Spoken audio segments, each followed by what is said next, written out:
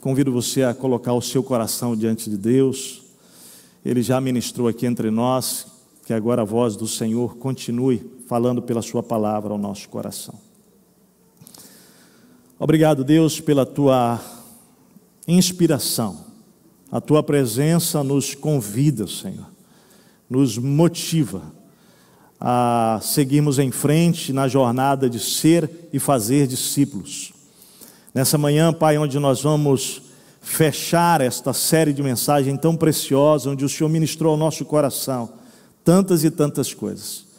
Eu peço que esta palavra de hoje possa ainda impulsionar os nossos corações, para que eles sejam corações sensíveis, Pai.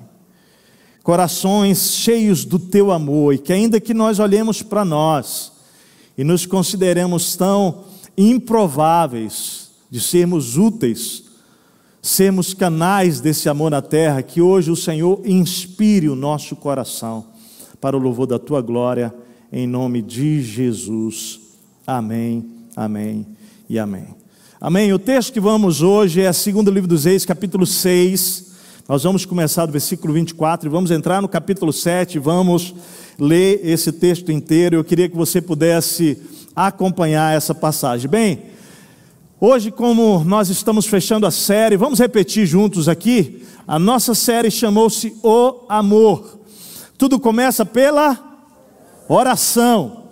Tudo começa pela oração. Depois nós fomos entendendo a importância de não apenas orarmos por pessoas que não conhecem a Cristo, mas nós abrimos o sinal, né? Lembra que o sinal é o amor de Cristo, é a boa notícia sendo espalhada nessa terra. Então, abrir o sinal, vamos falar juntos, abrir nosso sinal para conectar pessoas a Cristo. E você pode fazer isso como? Orando e pedindo a Deus oportunidades para que você tenha momentos com essa pessoa. Não apenas ore por ela, não apenas esteja disposto a abrir o sinal, mas convide pessoas à sua casa, à mesa da nossa casa. É o ambiente mais profundo que você pode ter para chamar pessoas por quem você está orando e ouvir sobre suas necessidades. Saber como você pode servir essas pessoas, a fim de que você possa ofertar tempo, ofertar recursos, ofertar, querido, do que lhe for possível para que você possa demonstrar o amor de Cristo. E hoje nós vamos falar então sobre repartir as boas novas, repartir as boas novas do Evangelho de Cristo Jesus. Vamos então para o texto que diz assim, 2º livro dos Reis, capítulo 6, é uma narrativa histórica. Eu queria que você tentasse entrar comigo nessa história tão profunda. Há muito para nós aprendermos hoje de manhã aqui. Improváveis de corações cheios de amor. É o tema da nossa mensagem hoje. Improváveis, mas de corações cheios desse amor. Algum tempo depois, Ben-Hadad, rei da Síria, mobilizou todo o seu exército e cercou Samaria. O cerco durou tanto e causou tamanha fome, que uma cabeça de jumento chegou a valer 80 peças de prata. Presta atenção, 80 peças de prata. O cerco, a cidade de Samaria, capital de Israel, naquele tempo, cercada por um exército, chegam a vender então a cabeça de um jumento por 80 peças de prata, fazendo uma relação, se fosse mais ou menos R$1. Cada cabeça de prata, cada peça de prata, estamos falando de R$80. E uma caneca de esterco de pomba, 5 peças de prata. Um dia, quando o rei de Israel inspecionava os muros da cidade, uma mulher gritou para ele: socorro, majestade, socorro! O rei respondeu: se o Senhor não a socorrer, como poderei ajudá-la? Acaso há trigo na eira ou vinho no tanque de prensar uvas? Contudo, ele perguntou: qual é o problema? Ela respondeu: essa mulher me disse: vamos comer o seu filho hoje, e amanhã comeremos o meu. Então cozinhamos o meu filho e o comemos. No dia seguinte eu disse a ela que era a vez de comermos o seu filho, mas ela o havia escondido. Quando o rei ouviu as palavras da mulher, rasgou as próprias vestes. Como estava sobre os muros, o povo viu que ele estava usando pano de saco por baixo, junto ao corpo. E ele disse: Deus me castigue com todo rigor, se a cabeça de Eliseu, filho de Safate, continuar hoje sobre seus ombros. Ora, Eliseu estava sentado em sua casa, reunido com as autoridades de Israel. O rei havia mandado um mensageiro à sua frente, mas antes que ele chegasse, Eliseu disse às autoridades: aquele assassino mandou alguém para cortar minha cabeça? Quando o mensageiro chegar, fechem as portas e mantenham-na trancada. Vocês não estão ouvindo os passos do seu senhor que vem atrás dele? Enquanto ainda lhes falava, o mensageiro chegou. Na mesma hora o rei disse: esta desgraça vem do Senhor. Por que devo ainda ter esperança no Senhor? Eliseu respondeu, capítulo 7 agora: ouçam a palavra do Senhor, assim diz o Senhor: amanhã por volta desta hora, na porta de Samaria, agora preste atenção, o profeta dando uma palavra profética àquele mensageiro do rei. Amanhã por volta desta hora, na porta de Samaria, tanto uma medida de farinha como 2 medidas de cevada serão vendidas por 1 peça de prata, ou seja, R$1. O oficial em cujo braço o rei estava se apoiando disse ao homem de Deus: ainda que, olha a ousadia do oficial do rei, ainda que o Senhor abrisse as comportas do céu, será que isso poderia acontecer? Mas Eliseu, o profeta de Deus, advertiu: você o verá com os seus próprios olhos, mas não comerá coisa alguma.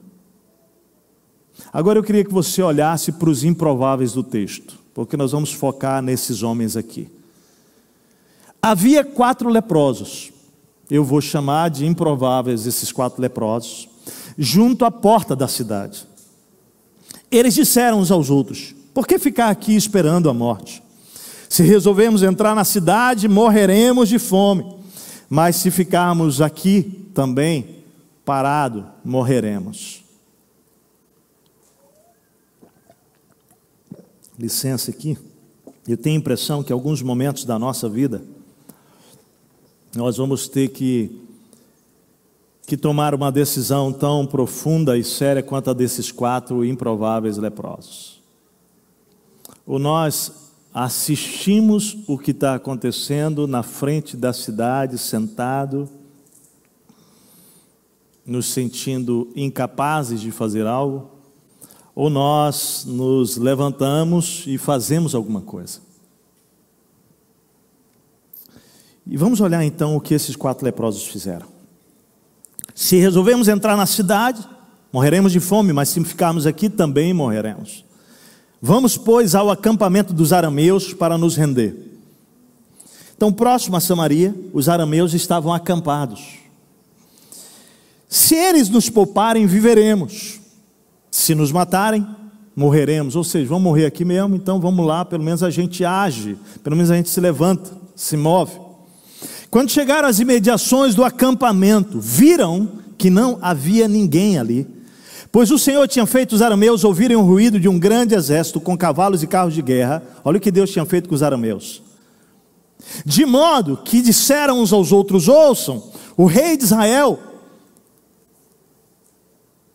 contratou os reis dos hititas e dos egípcios para nos atacarem. Então, para salvar sua vida, os arameus fugiram ao anoitecer, abandonando suas tendas, cavalos e jumentos, deixando o acampamento como estava. Tendo chegado às imediações do acampamento, os leprosos entraram numa das tendas, comeram e beberam, pegaram prata, ouro e roupas e saíram para esconder tudo. Depois voltaram e entraram noutra tenda, pegaram o que quiseram e esconderam isso também. Então disseram uns aos outros: não estamos agindo certo. Não estamos agindo certos, preste atenção nisso. Este é um dia de boas notícias e não podemos ficar calados. Nós acabamos de cantar uma música, o quê? Não posso me calar.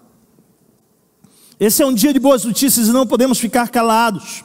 Se esperarmos até o amanhecer, seremos castigados. Vamos imediatamente contar tudo no palácio do rei. Então foram chamar as sentinelas da porta da cidade e lhes contaram. Entramos no acampamento arameu e não vimos nem ouvimos ninguém. Havia apenas cavalos e jumentos amarrados e tendas abandonadas. As sentinelas da porta proclamaram a notícia, e ela foi anunciada dentro do palácio. Olha o rei. O rei se levantou de noite e disse aos seus conselheiros: eu explicarei a vocês o que os arameus planejaram. Como sabem que estamos passando fome, lembre que Samaria estava sob cerco.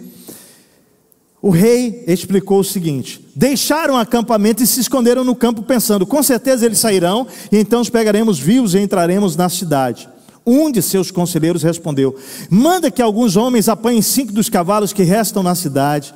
O destino desses homens será o mesmo de todos os israelitas que ficarem, sim, como toda esta multidão condenada à morte, pela fome.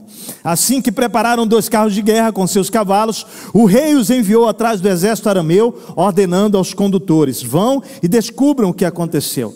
Eles seguiram as pegadas do exército até o Jordão e encontraram todo o caminho cheio de roupas e armas que os arameus haviam deixado para trás enquanto fugiam. Os mensageiros então voltaram e relataram tudo ao rei. Então, o povo de Samaria, que estava morrendo, saiu e saqueou o acampamento dos arameus. Assim, tanto uma medida de farinha como 2 medidas de cevada passaram a ser vendidas por uma peça de prata, conforme o Senhor tinha dito. Ora, o rei havia posto oficial em cujo braço tinha se apoiado como encarregado da porta da cidade, mas quando o povo saiu, atropelou-o junto à porta, e ele morreu, conforme o homem de Deus havia predito quando o rei foi à sua casa. Aconteceu conforme o homem de Deus dissera ao rei: amanhã, por volta desta hora, na porta de Samaria, tanto uma medida de farinha como 2 medidas de cevada serão vendidas por uma peça de prata. O oficial tinha contestado o homem de Deus, perguntando: ainda que o Senhor abrisse as comportas do céu, será que isso poderia acontecer? O homem de Deus havia respondido: você verá com os seus próprios olhos, mas não comerá coisa alguma. E foi exatamente isso que lhe aconteceu, pois o povo pisoteou a porta da cidade e ele morreu. Feche os seus olhos mais uma vez. Pai amado, abre os nossos olhos espirituais agora nessa manhã, para que nós possamos ver algo que os nossos olhos naturais não são capazes de ver. Abre os nossos ouvidos, para que nós possamos ouvir algo que os nossos ouvidos naturais não são capazes. E mova-nos a uma resolução nessa manhã, que glorifique o Teu nome. Em nome de Jesus. Amém. Amém. Amém. 1860. Teoria dos germes. O mundo não seria o mesmo, se Louis Pasteur não tivesse divulgado para o mundo a teoria dos germes. O químico e microbiólogo francês provou que em 1860 que a causa de muitas doenças infecciosas era a contaminação por micro-organismo, tanto no corpo quanto de alimentos consumidos por seres humanos. E aí ele criou o processo que nós conhecemos de fervura em altas temperaturas para matar bactérias e fungos, chamado pasteurização, e sugeriu para o mundo inteiro que era possível evitar a entrada de micróbios no corpo humano através da asepsia. A pergunta é: se ele tivesse guardado isso para si, muitos teriam morrido, talvez até hoje morrendo. Em 1268, o inglês Roger Bacon criou, inventou, descobriu o óculos. Foi ele quem construiu as primeiras lentes de cristal para corrigir as distorções da minha visão, da sua visão, da nossa visão. A invenção dele demoraria mais de 100 anos para se tornar prática. Em 1784, o americano Benjamin Franklin, então, inventaria os óculos bifocais. Graças a Deus, ele não guardou esse conhecimento para si mesmo. Quantos aqui usam óculos?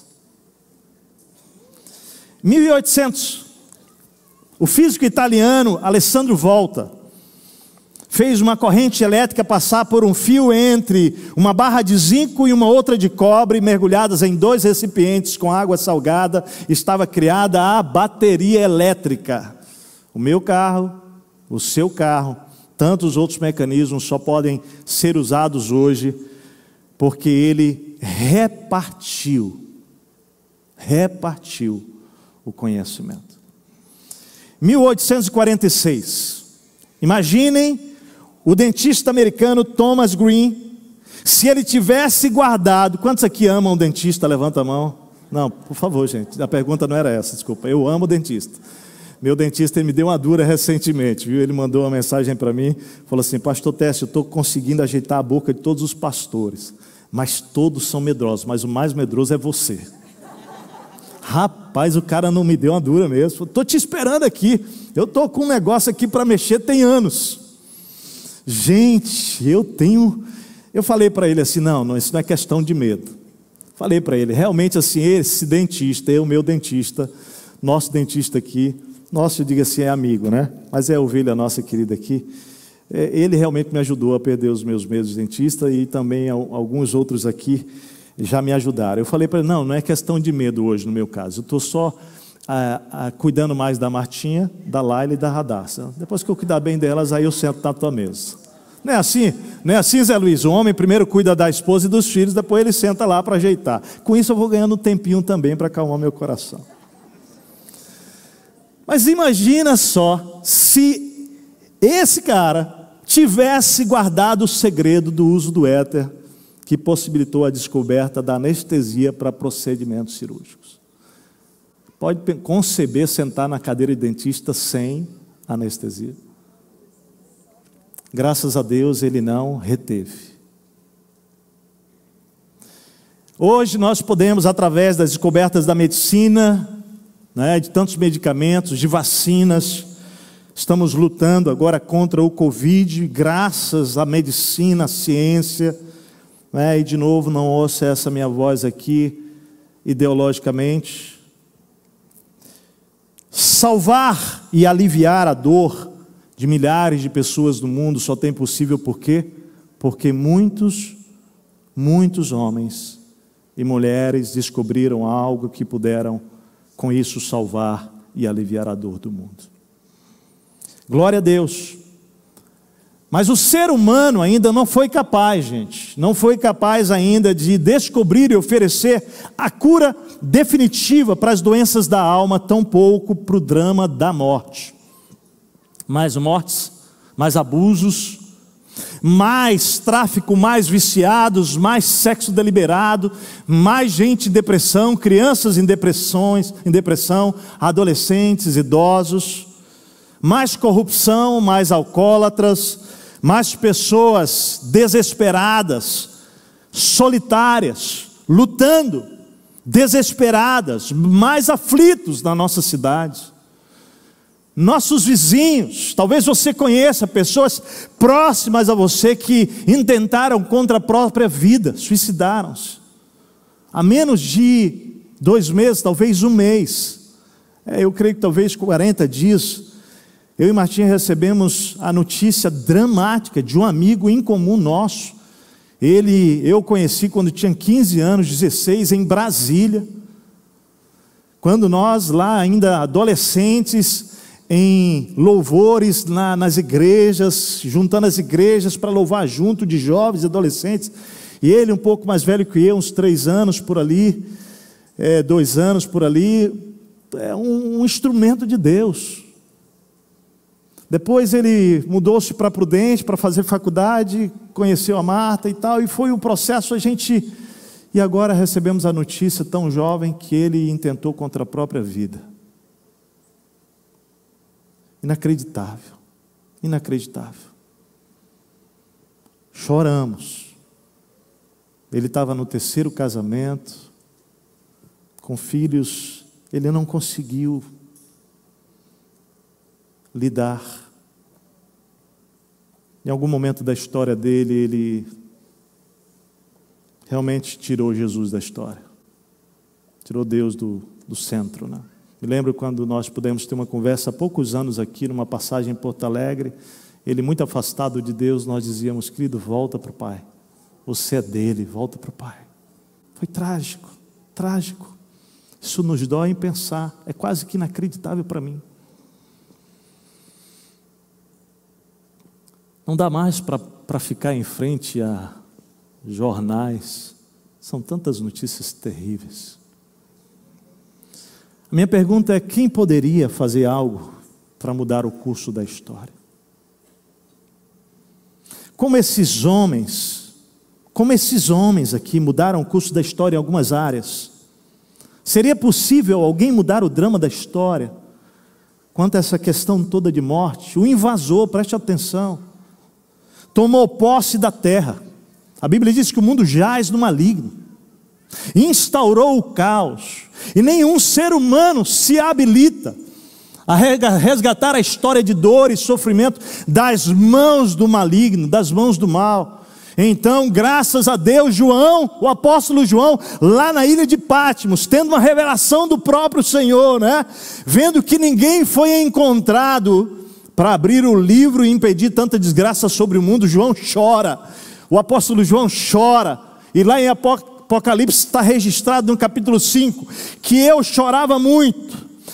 João falando, porque não se encontrou ninguém na terra que fosse digno de abrir o livro e olhar para ele. Então um dos anciãos me disse, na revelação de João: não chore, João, eis que o leão da tribo de Judá, a raiz de Davi, venceu, ele morreu na cruz, ele ressuscitou, ele venceu para abrir o livro e os seus 7 selos, que definem o final dessa história. Deixa eu te dizer, o final da história está nas mãos do Senhor, daquele que é o leão da tribo de Judá, o Cordeiro de Deus. Eu não tenho condições, mas Ele tem. Se a humanidade é dizimada, consumida, tragada pelo vírus do mal, como saberão sobre a causa, sobre as consequências e qual a saída desse estado de morte? Paulo faz a pergunta: como pois invocarão aquele, a Jesus, em quem não creram? E como eles crerão em Jesus? Como eles crerão naquele de quem eles não ouviram falar?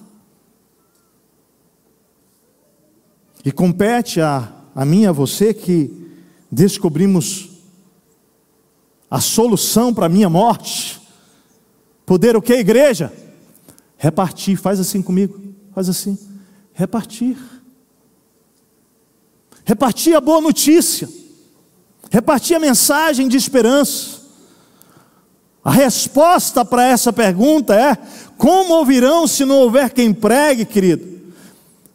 É que a resposta para a solução da dor, da angústia, da morte, da depressão, do desespero, da miséria, da simples carência afetiva, emocional, sexual, está nas mãos daqueles que um dia foram tocados pelo poder da vida, o poder de Jesus. Aqueles que um dia foram salvos e que pela graça de Deus estão sendo restaurados, estão no processo de restauração. Eu e você, está nas nossas mãos, igreja. E não porque somos melhores, do contrário, mas porque nós já fomos tocados pelo poder de Jesus que nos deu vida. Na verdade, repartir o amor, repartir a mensagem de esperança de Jesus, fala para o seu irmão: está comigo, fala, é minha missão, fala para ele aí, é minha missão repartir o Evangelho, a boa notícia de Jesus, que oferece vida. Deus confiou a nós a responsabilidade de repartir o Evangelho de Jesus, de Jerusalém, Judéia, Samaria e aos confins da terra. E eu preciso dizer para a igreja, você pode pensar: pastor, por que a gente está lá? A igreja, por exemplo, está lá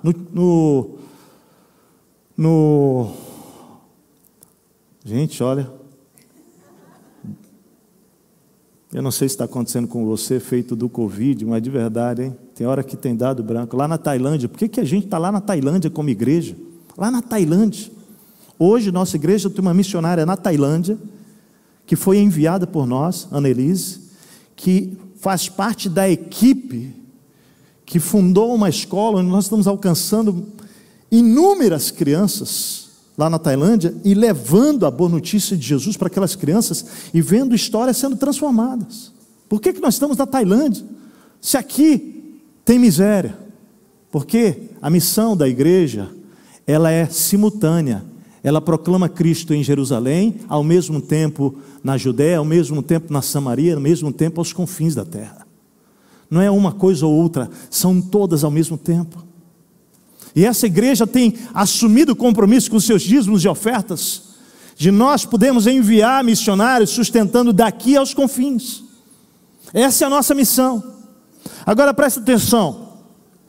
Assim como os 4 homens, lá no Novo Testamento, da periferia, fizeram questão de romper barreiras para levar um paralítico até Jesus, você lembra? Que eles levaram, né? E não conseguiram chegar, o que eles fizeram? Subiram na casa, abriram o teto, desceram um paralítico até Jesus, assim como esses 4 homens corajosos.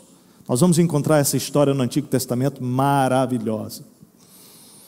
Esses 4 homens improváveis, leprosos, discriminados, segregados, excluídos da sociedade, depois de encontrarem um benefício que salvou-lhes a vida, eles julgaram que não seria justo reter o que poderia salvar a vida de muitos. E aqui então no Antigo Testamento Deus abre a história usando 4 leprosos cujos corações nos inspiram. Me inspiram. Porque depois que eles encontraram um benefício que salvou a vida deles, eles entenderam que não podiam ficar com aqueles benefícios apenas para eles, não era justo, eles precisavam repartir. Esse era o contexto aqui do texto. Incrivelmente, Ben-Hadad vivia uma grande crise. Eu vou pular aqui uma parte da mensagem para entrar diretamente já no texto que nós lemos. Eu queria que você pudesse então acompanhar o raciocínio da narrativa do capítulo 6, versículo 24. Vem comigo. Samaria é sitiada novamente. Incrivelmente, Ben-Hadad cerca com o exército Samaria. O texto diz: algum tempo depois, Ben-Hadad, rei da Síria, mobilizou todo o seu exército e cercou Samaria. Sitiar, querido, ou cercar é sitiar.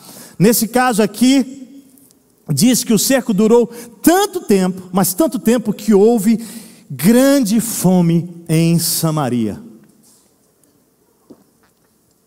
Eu não sei se você sabe que uma das táticas de guerra da antiguidade mais comuns era exatamente isso. Em 1941, mais precisamente dia 8 de setembro de 1941, ou seja, vai fazer o quê? 80 anos, né, agora? É isso? A conta é essa, está certa?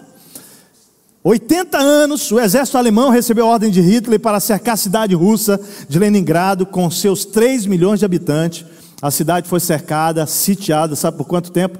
900 dias, quase 3 anos. Morreu mais de 1 milhão de pessoas. Então aqui no contexto, Samaria, cidade da futura mulher samaritana, Ben-Hadad faz exatamente, sitia. O cerco durou tanto tempo e causou tamanha fome que uma cabeça de jumento chegou a valer 80 peças de prata e uma caneca de esterco 5 peças de prata. A fome foi tanta que chegaram a comer carne humana. Você viu a narrativa do texto, né? Quando aquelas mães chegam para o rei e começam a conversar sobre isso, né? Uma prometendo que se comesse o filho daquele dia dela, no outro dia daria, e aquele rolo todo. Imagina que situação desesperadora. Uma cidade sitiada, vítima da impossibilidade de receber alimento, provisão, água, subsistência, remédio, víveres, para garantir o mínimo de sobrevivência. O que pensar então do nosso país hoje? O que pensar do mundo hoje? O que pensar do Rio Grande do Sul hoje, da nossa cidade hoje?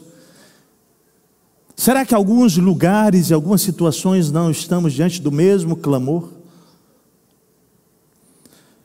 O que estaria então impedindo o povo, incluindo crianças, jovens e velhos, de obter o pão da vida? Eu queria que você começasse a fazer essa transição para a realidade da crise, da fome e da sede espiritual da alma do ser humano. O que estaria impedindo de conhecerem o poder restaurador e curador de Cristo? Quem teria poder e provisão para impedir a matança na nossa cidade? Tanta corrupção, tanta loucura, tanta droga, prostituição, abuso, suicídio, homicídio, dor, e hoje no nosso país, guerras ideológicas. Será que Deus vai usar aqueles que estão acampados ao redor dos que morrem, como aqueles 4 improváveis? Se atentarmos para o texto, vamos ver que Deus usa o improvável para repartir amor e cuidado para uma nação inteira e mudar o seu destino.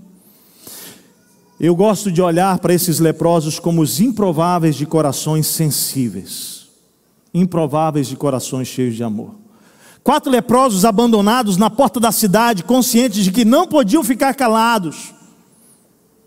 Eles se tornam os porta-vozes e os mediadores da esperança, do amor, do cuidado e da salvação de Samaria. Eles representam um coração cheio de amor e misericórdia, que ainda é sensível ao caos em sua volta. A igreja que reparte o amor de Deus, reparte Cristo, precisa ter o coração desses 4 homens. Como foi precioso, há uma semana estávamos aqui vivendo o retiro do 4º passo, do Celebrando a Restauração, que é um programa da nossa igreja já há mais de 12 anos, onde você vive por 6 meses esse programa, e o 4º passo desse programa é um retiro espiritual, que foi feito aqui mesmo, dentro do prédio, de uma maneira diferente. Esse final de semana, ontem à noite, terminando das mulheres, deixa eu ver quantas mulheres estiveram no retiro, aqui. Glória a Deus pela sua vida. Deixa eu dizer, tem sido maravilhoso ver a obra de Deus nos restaurando, nos chamando para uma nova dimensão. Uma igreja não conformada com o que está acontecendo ao seu redor. Eu me converti há 31 anos, com 19 anos de idade. Eu chamo aquele momento de conversão na minha vida porque foi realmente o momento onde eu tive uma mudança de 180 graus na minha vida. Eu tinha conhecido Cristo menino, foi um momento assim de resolução definitiva na minha vida, na minha história.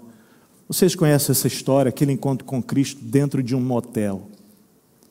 Quando Cristo me salvou, eu lembro bem que Ele começou a dizer para mim que Ele tinha um plano diferente dos meus próprios planos. Mas eu olhava para mim, querido, e eu quero lhe confessar isso, eu não sei se depois de 30 anos isso mudou. O meu sentimento era de improvável. 31 anos, ou 30 anos, né? Eu vou fazer 50 agora, né? Se passaram. 31 anos.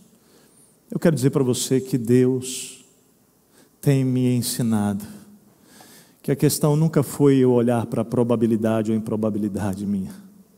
A grande mudança na minha história foi quando eu tirei os olhos de mim e coloquei no Senhor. Eu quero dizer para você que não há diferença na história de pessoas, porque todos somos improváveis. A grande mudança acontece quando você encontra o Deus que muda a história. Deus que remonta todas as coisas que precisam forem, que limpa os quartos sujos, que faz a transformação e que pega você e Ele começa a fazer algo na terra através de você, que depois que acontece 1 vez, 2 vezes, 3 vezes, e Deus te usando para a salvação de pessoas, você continua sabendo que você é improvável, mas você está conhecendo um Deus que pode todas as coisas. Olha para o seu irmão e diz aí para ele: Deus pode todas as coisas através da tua vida. Diz para ele: Deus pode todas as coisas através da tua vida. Creia nisso. Deus pode. De vez em quando, a nossa tendência é achar que não.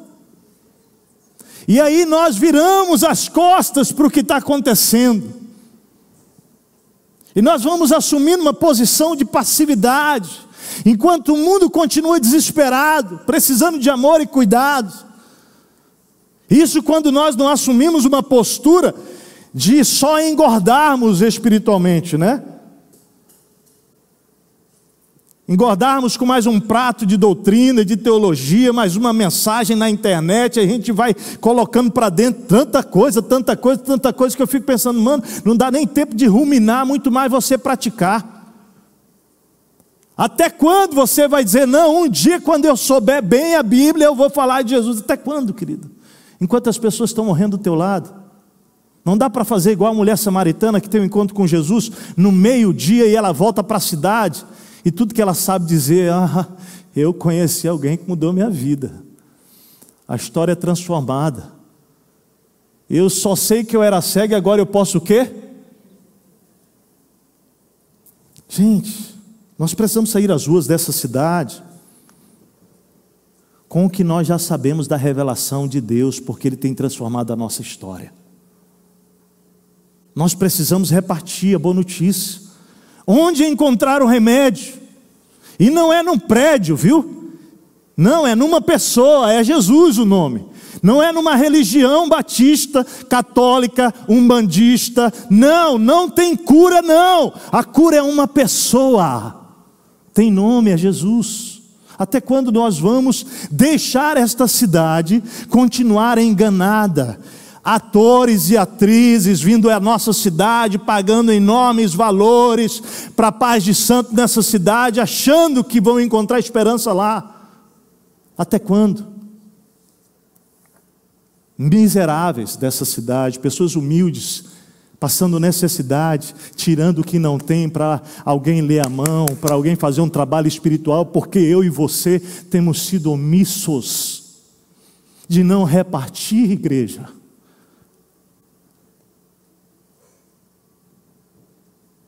E sabe, eu quero dizer que eu admiro os umbandistas dessa cidade.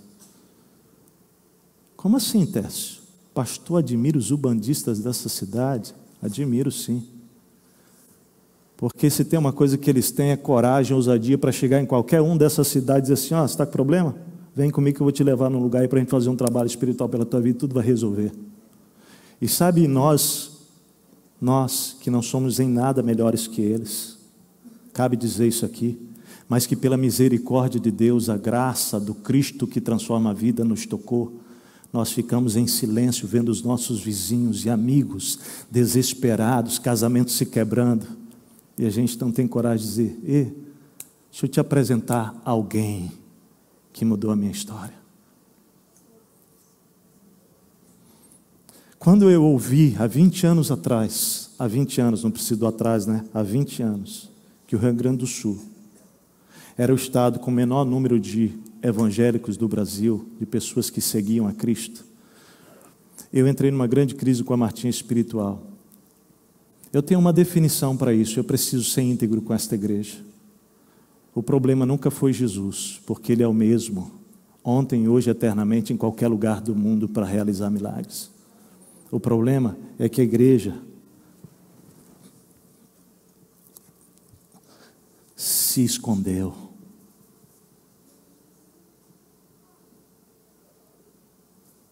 Se silenciou.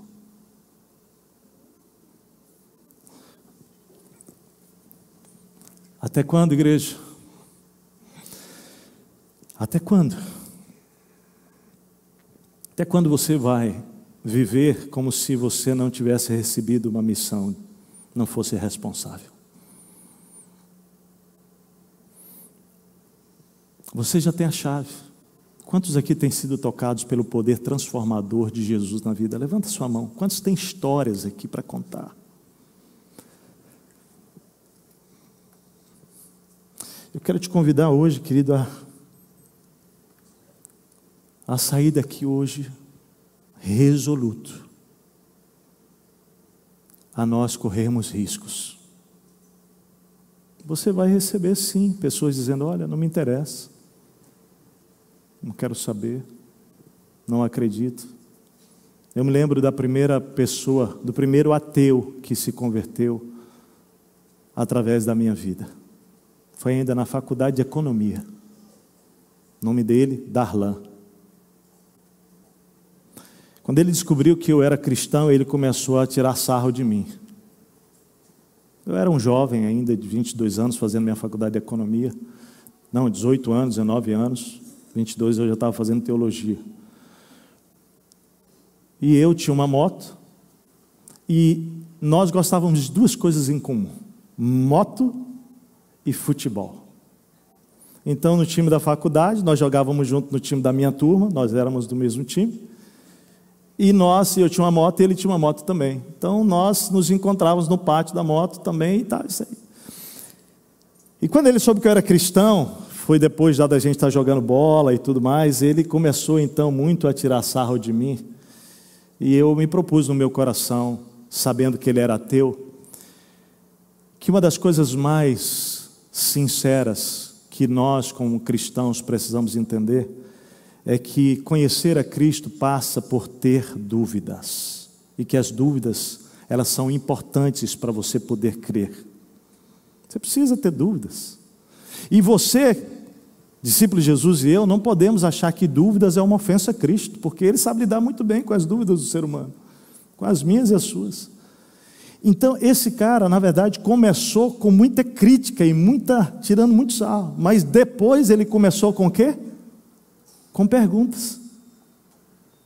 E a minha oração passou a ser: Senhor, eu nem sei como, mas eu quero ser uma bênção na vida do Darlan, de alguma maneira me usa, para que ele conheça o teu amor, para que ele te conheça.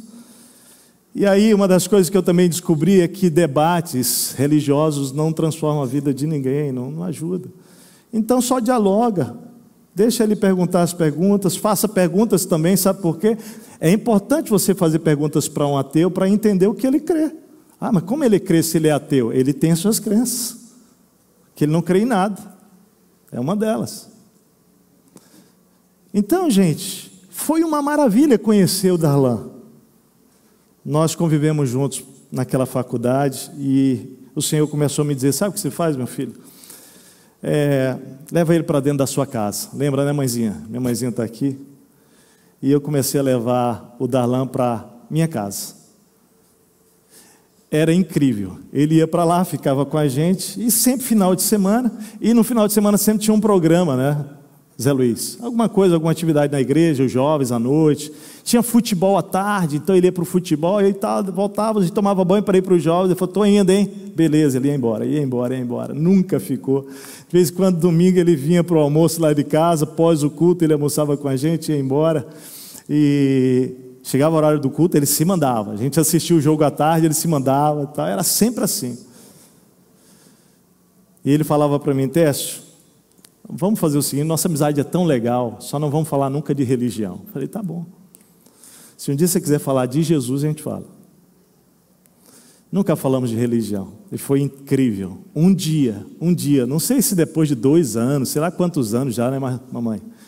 O Darlan, um dia, domingo, a gente viu o jogo, 5 da tarde, 4 da tarde, depois era culto. Quando estamos saindo para ir para o culto, ele vira e fala assim: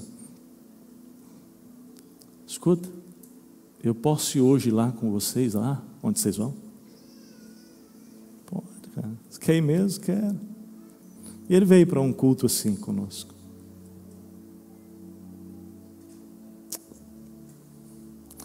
Eu sei o que marcou a vida do Darlan.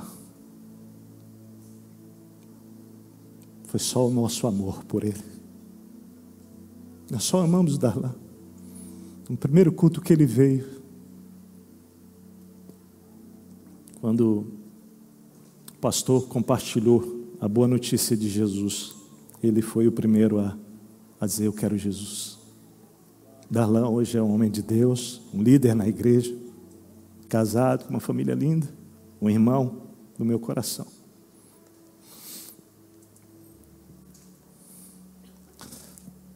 Sinceramente, o que Deus fez? Ele só usou um jovem de 19, 20 anos que dizia: Deus, o Senhor pode me usar para, de alguma maneira, apresentar para esse outro jovem o teu amor. Só isso. Eu não me lembro de um discurso teológico que algum dia eu tenha feito para o Darlan. Eu não me lembro de um texto bíblico recitado, um capítulo inteiro da Bíblia que eu tenha feito para ele. Mas eu amei o Darlan.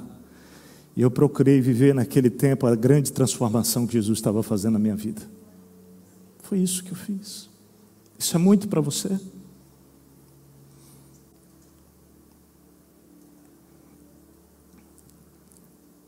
Olha, eu vou dizer para você que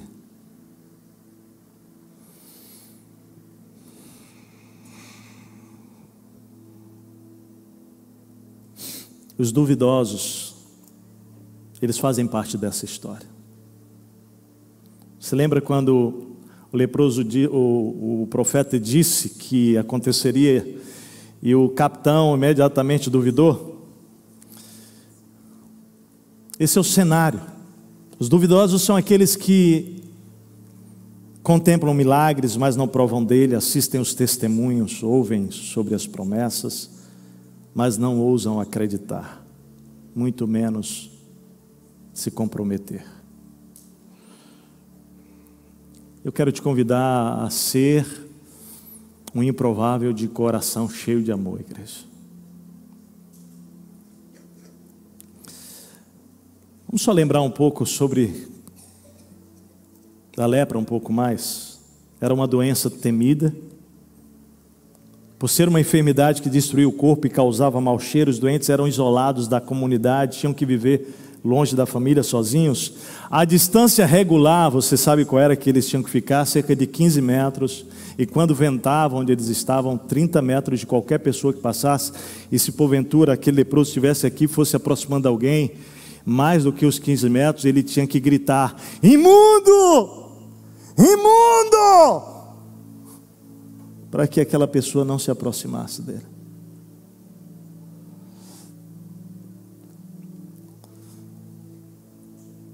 Tanta humilhação, desprezados, desprovidos, viviam entre a miséria da cidade e as tropas que estavam cercando. Mas esses homens se levantam e dizem: olha, nós não temos nada a perder, nós temos que compartilhar. Nós temos improváveis, mas o coração corajoso, sensível. Eu quero dizer para esta igreja hoje, no final dessa série, que Deus está precisando dessas pessoas. A nossa oração é que o Senhor levante um exército aqui de improváveis. Nós não vamos ficar sentados aqui para morrer. Amém, igreja? Não. E aí, eles se levantam e vão, e eu quero que você observe o detalhe aqui. Porque quando eles vão ao acampamento dos arameus e se deparam com tudo vazio, eles descobrem algo extraordinário, surpreendente. Deus já ia à frente deles, já havia ido à frente deles. Deus já estava lá. Deus já havia criado uma situação extraordinária. Deus sempre vai à nossa frente quando a gente se propõe a se levantar e ser instrumento de Deus. Sempre vai. O que nós vamos experimentar cada dia mais como igreja, nessa cidade, cada semana, à medida que nós nos dispomos a nos levantarmos para invadir o terreno do inimigo, é que ele vai se deparar, nós vamos nos deparar com milagres de um Deus que já foi à nossa frente. Eu creio nisso. Você crê?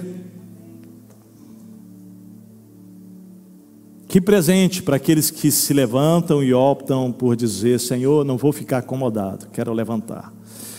E aí quando os leprosos chegam lá, você vai ver, o texto diz que eles comeram, beberam, pegaram prata, ouro, roupa, saíram para esconder tudo. Depois voltaram, entraram numa outra tenda, pegaram mais o que quiseram, esconderam também. Agora presta atenção, a primeira atitude deles, ao encontrar todos aqueles despojos, foi o quê? Foi a de sobrevivência, foi de comer.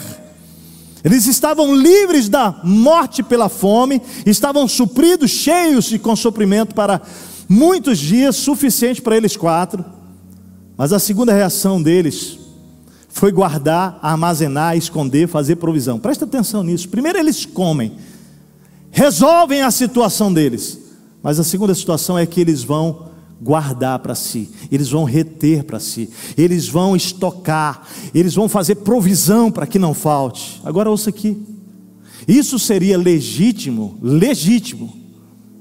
se não houvesse gente morrendo de fome tão perto e ao mesmo tempo tão longe. Tão longe porque os que morriam de fome na cidade eram os que mantinham os próprios leprosos do lado de fora da cidade, que os rejeitavam e talvez não merecessem senão o troco da indiferença. Mas eles não fizeram isso. A graça falou mais alto. A graça falou mais alto. A consciência e o coração dos leprosos os levam a uma postura que me impressiona. Eles dizem o seguinte: não fazemos bem. Não fazemos bem o quê? Em estocar, em guardar, em reter para nós. Esse dia é dia de boas novas e nós não podemos nos calar. E eles saem para contar imediatamente na cidade o que eles descobrem. E de fato a notícia chega para o rei. E você ouviu todo o cenário, nós lemos aqui, do rei achando que era uma estratégia. Eles anunciam, eles gritam, eles bradam, eles chamam a atenção de todas as formas. Pessoas desconfiadas vão conferir, e todo aquele cenário que você viu, mas a Bíblia vai dizer que o povo foi surpreso, porque 4 homens improváveis repartiram o que eles receberam. A profecia é cumprida, né? Você viu a profecia? Aquele homem, aqueles capitão, quando a notícia chega e falam para a cidade inteira que de fato tinha comida para todo mundo, eles saem. Aquele capitão está na frente da cidade e eles atropelam aquele homem, se cumpre a palavra. A profecia é cumprida, morre o duvidoso capitão da guarda. E a morte do capitão veio como consequência da sua incredulidade, porém, não por omissão ou pelo silêncio dos leprosos, mas por duvidar do milagre divino. Eu quero concluir. Não fazemos bem. Esse dia é dia de boas novas e nós não podemos nos calar. Porque se nos calarmos, muitos morrerão. Diz isso com a gente, vai cá. Se nos calarmos, muitos morrerão. Diz isso. Se nos calarmos, muitos morrerão. Muitos morrerão.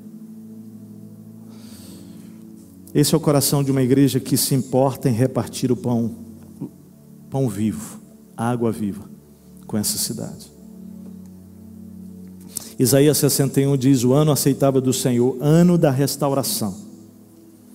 Restauração de muitos, não só da alma, mas do corpo, da mente, da dignidade, da vida, da esperança. Porto Alegre é a Samaria sitiada. Enquanto adiam a morte por comer o que é impróprio, Deus está anulando o poder do inimigo e provendo aquilo que a cidade nem pode ver. O coração e a consciência dos leprosos partem do fato de que nada têm, sendo eles mesmos desprovidos e dependentes do milagre. Não tendo nada a perder, acharam coragem para invadir o território inimigo e testemunhar o poder do Deus de Israel. Vamos lá, igreja. Os leprosos foram motivados pelo que receberam de graça, pela abundância que receberam e pela lembrança viva da desgraça dos compatriotas que pagavam caro por um alimento indigno. Reconheceram que não faziam bem na postura omissa e egoísta, por isso foram às portas e bradaram a quem precisava de boas notícias. Ei, tem alimento lá, ó. Tem alimento ali, tem alimento acolá. Foi provisão e milagre para a cidade de Samaria. Aos que ouvem, cabe a fé na boa notícia, ou até mesmo a desconfiança do rei que mandou checar. Mas duvidar do poder provedor e salvador de Deus pode resultar em morte, como o capitão que morreu atropelado. Então, igreja, reconheça, não é bom o que fazemos. Não estamos agindo certo. Esse é um dia de boas notícias. E não podemos ficar calados. Eu quero terminar relembrando então para você. Qual é o caminho para cumprirmos essa missão? Fala comigo. O amor. Qual é o caminho, igreja? O amor. Então nós começamos por onde? Pela oração. Depois nós abrimos o sinal. Depois nós passamos a marcar momentos, né, de mesa com pessoas. Vamos ofertar tempo, recursos, serviço e vamos repartir a boa notícia. Queridos, igreja, eu quero pedir algo à igreja hoje de manhã. Sabe aquilo? Viva o Evangelho. Se precisar, fale alguma coisa. Porque a mensagem mais importante não é que sai da boca, é que as pessoas veem na nossa vida, amém? Mas deixa eu dizer uma coisa para você. Entenda que Jesus nos chama também para proclamar as boas notícias. É importante falar de esperança. É importante falar de Jesus. É importante contar a história do que Jesus está dizendo, está fazendo, está realizando na tua vida. Reparta o evangelho com palavras, não apenas com ações, com palavras também é importante. As duas coisas caminham juntos. A palavra, ela precisa da coerência da vida, mas a vida me dá autoridade para poder anunciar com as palavras. Então, igreja, vamos viver e vamos proclamar. Eu termino com o versículo de Atos 18, versículo 9 e 10.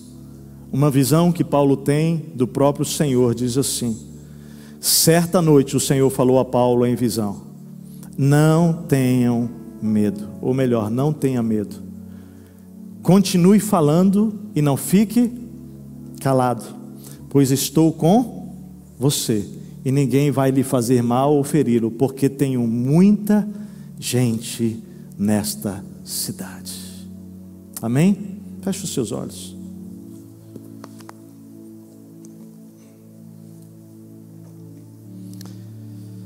Há muita gente nessa cidade que precisa conhecer o amor de Jesus. E nós não podemos nos calar. Precisamos repartir a notícia. Tem amor de Deus, tem esperança, tem salvação, tem redenção, tem restauração para o homem todo e para todo homem. Nós vamos cantar esta música mais uma vez, Não Posso Me Calar. E eu quero chamar esta igreja que quer hoje tomar uma resolução em dizer: Senhor, eu quero repartir o amor, em ações e em palavras, porque há muita gente nessa cidade para conhecer a Cristo. À medida que nós vamos cantando essa música, eu quero te convidar a fazer o compromisso com Deus. E esse compromisso é no coração. E você vai se levantar onde você estiver, dizendo: Senhor, eis-me aqui, Pai. Eu quero sim, Senhor, repartir com palavras, não apenas com ações, a boa notícia de Jesus. Vamos cantar.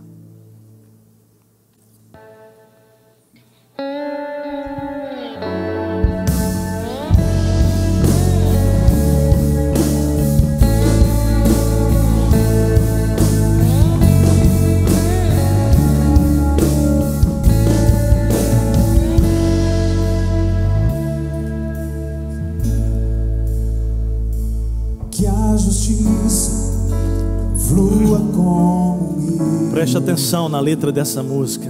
Que o amor seja a nossa roupa nessa cidade.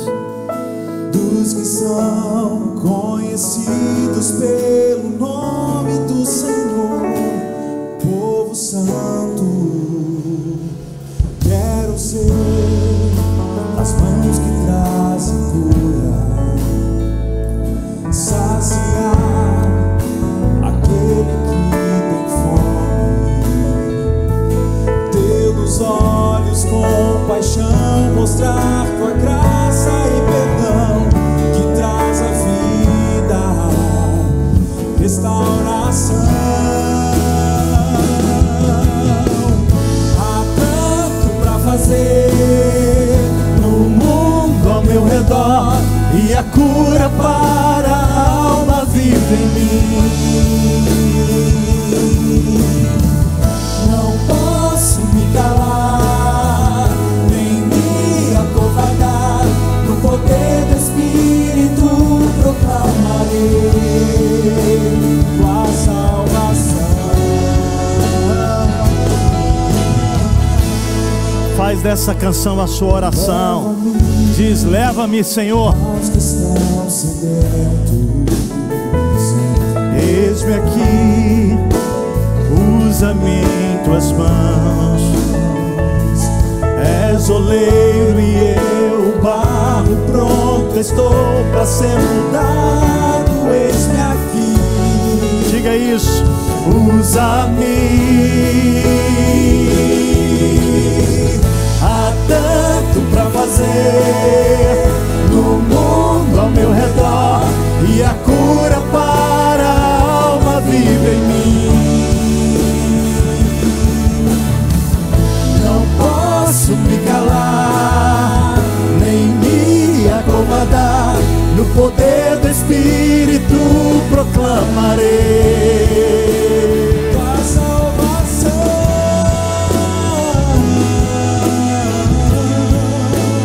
tua salvação. Quão formosos são os pés, Quão formosos são os pés dos que proclamam teu amor. Quão formosos são os pés dos que proclamam teu perdão. Quão formosos são os pés dos que proclamam teu amor. Quão formosos são os pés dos que proclamam teu perdão. Há tanto pra fazer no mundo ao meu redor, e a cura para a alma vive em mim. Jesus, não posso me calar, nem me acovardar, no poder do Espírito proclamarei. Há tanto pra fazer no mundo ao meu redor, e a cura para a alma vive em mim. Jesus, não posso me calar, nem me acovardar, no poder do Espírito proclamarei tua salvação.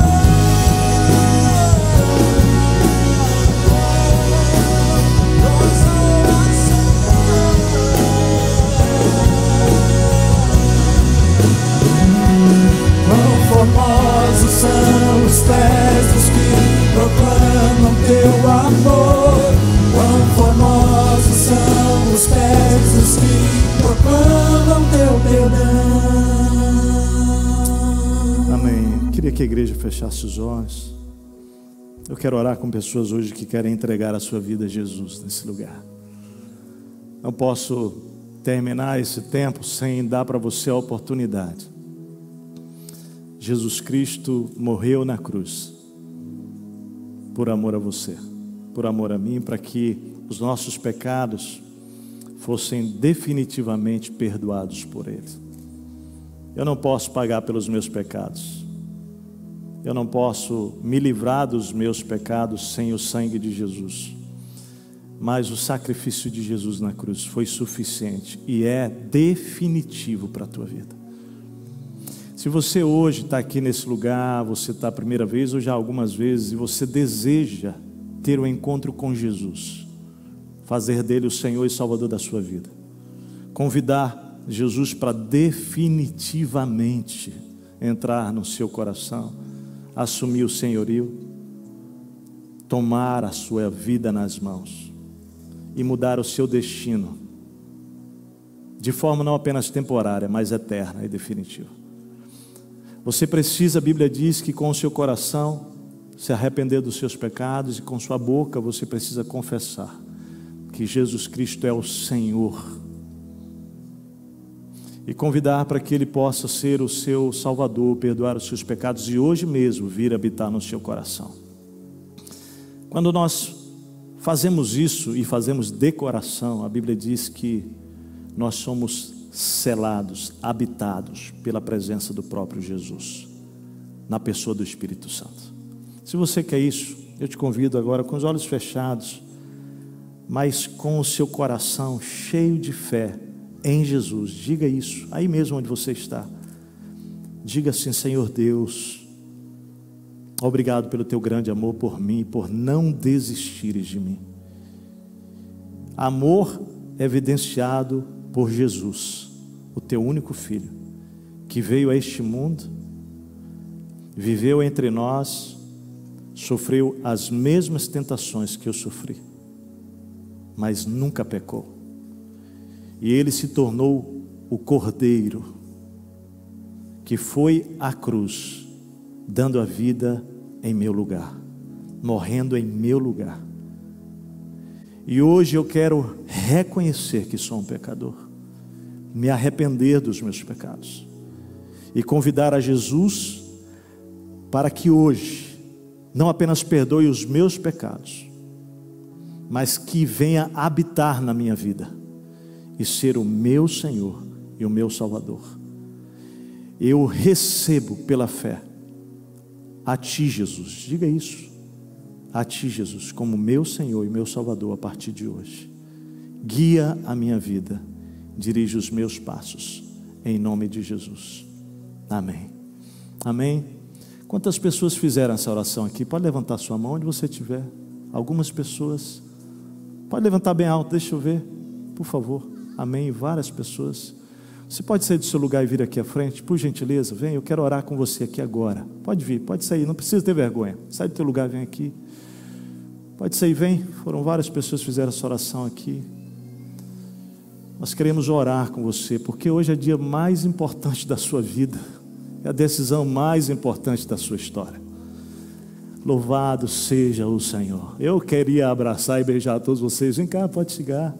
Vamos ficar aqui 1 metro de distância cada um. Deus abençoe, Deus abençoe. Pode vir, pode espalhando aqui. Deus abençoe, Deus abençoe, Deus abençoe, Deus abençoe, Deus abençoe. Você que está aí, que fez essa oração, vem. Deus abençoe, Deus abençoe. Olha aqui para mim, por favor. O que Jesus começou hoje na vida de vocês, a Bíblia diz que Ele vai completar. Ele vai completar. Deus não deixa nada inacabado. Vocês estão vendo? Nada. Aquilo que Ele começa, Ele termina. E hoje Ele começou algo aqui.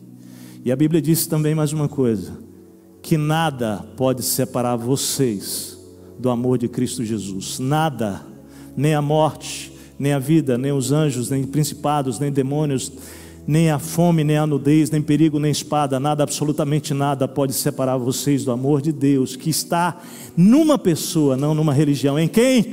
Em Cristo Jesus. Amém? Amém? Vamos orar, estende a mão na direção deles aqui, estende a mão. Amado Deus, hoje é dia de salvação nesse lugar. Hoje é dia de celebração neste lugar. Nós te adoramos, Deus, pela tua obra de redenção, de salvação.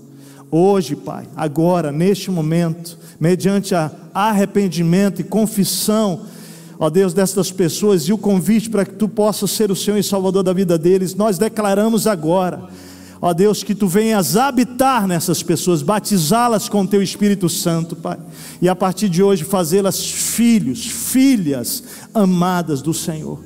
A obra que o Senhor está começando hoje, o Senhor há de completar até o dia de Cristo Jesus. Bendito seja o nome de Jesus. Amém, amém e amém. Amém, queridos? Nós gostamos de cafuné nessa igreja, tá? Vocês precisam saber, nós gostamos de cafuné. Cafuné é uma lembrancinha, é um carinho. E também a nossa oração com vocês. Ali naquela, olha ali para a esquerda, dá um tchauzinho aí. Esse grupo vai entregar um cafuné a vocês, mas não antes de vocês virarem a nossa igreja, dar uma salva de palmas especial. Vira para lá, vira para lá.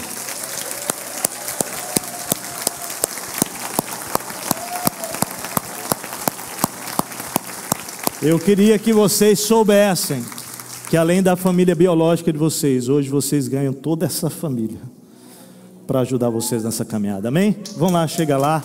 Que Deus abençoe. Lelê, entra aqui para a gente. Glória a Deus. Para essa celebração e acompanhar de perto as novidades em vídeos, áudios, agendas e outras informações, acesse o nosso aplicativo IBMS, disponível nas plataformas Google Play ou Apple Store.